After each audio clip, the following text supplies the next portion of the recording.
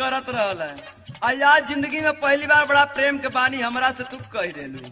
अच्छा तो कहीं कहल का चाहते हैं रउरे? कहत हई धन कहलू कि हमरा करू का रात भर हुका हुका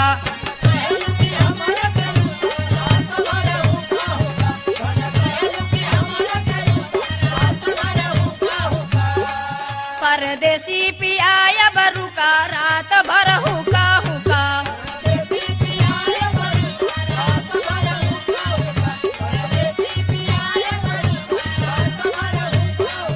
हम कोनो गलत चीज ना कहत हई। का कहत हूँ? जौन रउरे गलत सोचत हई।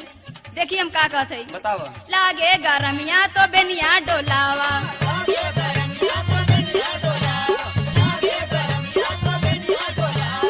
ओरा में लेके बलम चपकावा,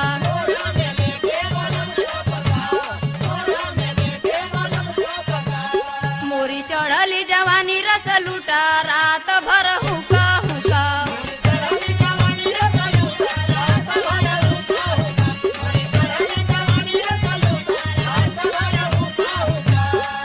धन कहलू कि हमारा सरू का रात भर